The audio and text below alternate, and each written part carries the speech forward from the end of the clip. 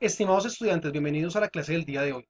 Hoy vamos a hacer un recorrido histórico comprendiendo cómo se empieza a originar, a construir el pensamiento cristiano a partir de las posturas que les precedieron. En este caso viene a ser entonces lo que fueron los griegos con todo lo que hemos visto hasta el día de hoy, con los filósofos de la naturaleza, con la mitología y con Sócrates, Platón y Aristóteles.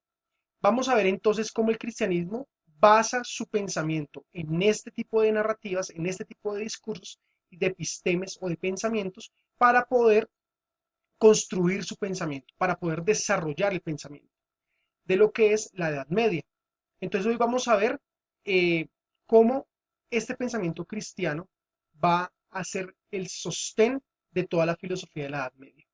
Vamos entonces a hacer la apertura a lo que siguen, a los filósofos que nos siguen con respecto a lo que es la filosofía de la Edad Media y vamos a comprender entonces que cada uno de ellos va a tomar ideas que le precedieron.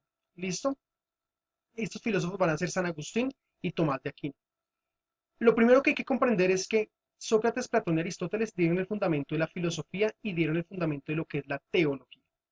Entonces, gracias a ellos, pues todavía hoy conocemos su pensamiento y no solamente eso, sino que su pensamiento sirve como base para poder plantear otras posturas que son muy interesantes con respecto a lo que es la interpretación del mundo y con respecto a lo que es el estudio sobre Dios. Vamos a hablar entonces de historia. Cuando se termina este proceso de quiénes son Sócrates, Platón y Aristóteles, aunque ellos mueren, su pensamiento no muere. Su pensamiento se continúa como un legado que se va pasando de generación en generación. Más o menos estamos hablando del siglo IV antes de Cristo. Y durante todo este tiempo, incluso cuando vienen los persas, incluso cuando vienen los romanos, este pensamiento va a permear el pensamiento de todos aquellos que tuvieron contacto con la cultura griega. En este caso, los romanos, que vienen a acabar con el imperio griego, van a hacer una recolección de todo el pensamiento griego, lo van a transformar y le van a denominar pensamiento romano. Entonces los dioses romanos vienen a ser los mismos dioses griegos, pero se les atribuyen unos nombres de planetas, ¿cierto? Unos nombres completamente nuevos, aunque la mitología detrás viene a ser la misma. Ya no se le va a llamar el Olimpo griego, sino el Panteón romano. Entonces Zeus viene a ser el dios Júpiter, Marte viene a ser Hades, y de esa manera vamos a ver entonces cómo se va acomodando la mitología griega en la mitología romana. Resulta que vamos a centrarnos en Palestina, en los judíos, porque para poder comprender qué fue lo que pasó, tenemos que centrarnos en ese punto de la historia. Alejandro Magno conquista todo el mundo conocido de esa época. Llega a lugares desconocidos, incluso llega a la India y mucha de la filosofía de los hinduistas, de los budistas, se permea de la filosofía griega y comienza a evolucionar. Nacen los estoicos, nacen los epicúreos, nacen los cínicos, como escuelas que van a desarrollar el pensamiento platónico, aristotélico, socrático, basados también en las filosofías hinduistas y budistas. Entonces, este tipo de pensamiento va a concatenarse y va a darle peso a lo que es la filosofía griega. Pero lo importante aquí es que Alejandro Magno va a conquistar lo que es esa parte de Asia y va a conquistar lo que son los judíos. Cuando muere Alejandro Magno le deja la administración de esa parte a un grupo de sus amigos que se llaman los Ptolomeos. Ellos van a gobernar esa parte, la filosofía griega y la filosofía judía, en cuanto a la ética, en cuanto a la moral, pues no tienen ninguna semejanza, más bien tienen ideas totalmente opuestas. Los griegos iban desnudos a los gimnasios a los gimnasios griegos y demás, y pues todo esto va a concluir en que la filosofía ética de los griegos va a ser muy distinta a la filosofía ética de los judíos. Por lo tanto, los judíos van a rechazar a los griegos porque no comparten su mismo comportamiento. Cabe resaltar entonces que los judíos hacen cartas para pedirle a los romanos que ellos intervengan y los romanos van a intervenir. Y el general Pompeyo, más o menos en el año 63 antes de Cristo, va a conquistar lo que es Israel y la van a tomar para ellos. El imperio griego va decayendo, el imperio romano va tomando fuerza, pero en ese decaimiento y en esa fuerza se unen porque los romanos, entonces, como ya lo había dicho, van a tomar del pensamiento griego y lo van a desarrollar también. Resulta entonces que vamos a hablar de la llegada de Jesucristo. Cuando Jesucristo llega, está gobernando un rey que hace parte de la tradición romana. Pero esta tradición es greco-romana, es decir, trae de los griegos y trae de los romanos. Entonces, muchas de las prácticas que hacían los romanos eran prácticas que también hacían los griegos.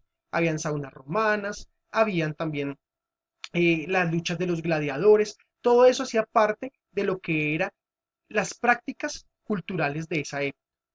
Y eso trajo consigo entonces mucha decepción y desesperanza. La gente pensaba que ya venía el Mesías. Y claro, fue un momento de angustia en el que ellos necesitaban que llegara el Mesías para que pusiera orden a todo ese caos moral y ético que para ellos en ese entonces había. Resulta entonces que Jesucristo llega cuando el Imperio Romano está en su apogeo, es decir, en su cúspide más alta, en sus fuerzas más grandes estaba en ese tiempo.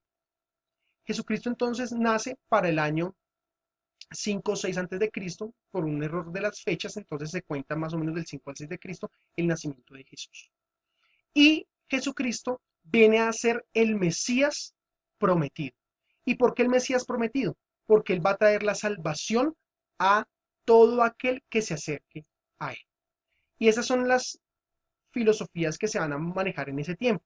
Este es el mensaje de fe que va a traer Jesucristo.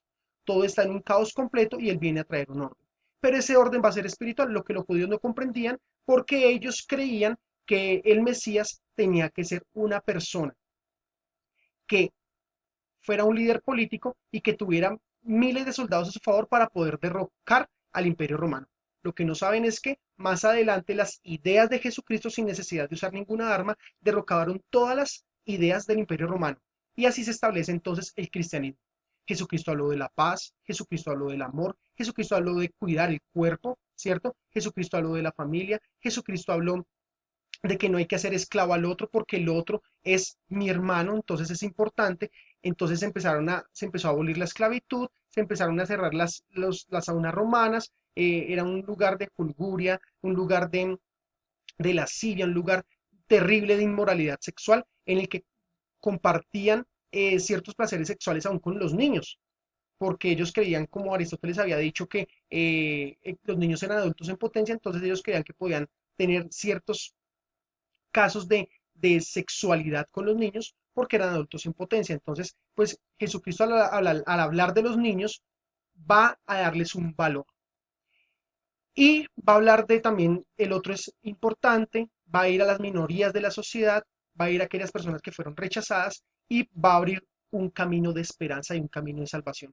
Va a decir, todo el mundo está bajo la incógnita, va a estar bajo la premisa del pecado, y el único que puede salvarlos de la premisa del pecado, del yugo del pecado, voy a ser yo, dice Jesucristo. Él muere, resucita, vence a la muerte, vence al pecado, y esta es la esperanza que tiene todo cristiano. Entonces, con Jesucristo se abre un nuevo panorama. Quien va a reproducir las ideas de Jesucristo van a ser los apóstoles. Y los apóstoles van entonces a compartir con sus discípulos todas las ideas de Jesús, las ideas del Evangelio que son las buenas nuevas, de que Él nos trajo salvación, de que Él viene a restaurar esa comunicación con Dios, esa relación con Dios, de que Él habla de la paz, de que Él habla del amor, habla del cuidado de nosotros mismos. Y uno de los mayores exponentes que va a hablar del cristianismo durante todo este tiempo y a toda parte del Imperio Romano va a ser el apóstol Pablo y el apóstol Pedro. Pablo va a ir a aquellos que no son judíos y Pedro va a ir a hablarles a aquellos que son judíos. Entonces, Pablo desarrolla 13 cartas en las que podemos ver la sustancia completa de lo que es el cristianismo. Si queremos comprender el cristianismo, pues tenemos que ir a leer el Nuevo Testamento. Y la mayor cantidad de ese Nuevo Testamento lo va a escribir el apóstol Pablo.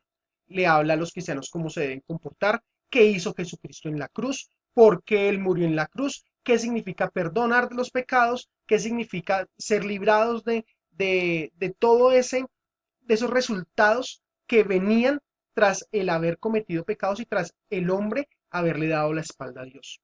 Entonces, durante todo este tiempo vamos a ver que el apóstol Pablo, que los apóstoles comenzaron a impartir, haciendo caso a lo que Jesucristo les dijo. Por tanto, id y haced discípulos a todas las naciones, ¿cierto? Bautizándolos en el nombre del Padre, del Hijo y del Espíritu Santo. Esto quiere decir que va a haber en el cristianismo un Dios único, pero que a la vez es trino. Es Padre, Hijo y Espíritu Santo, y que se han manifestado en diferentes momentos de la historia.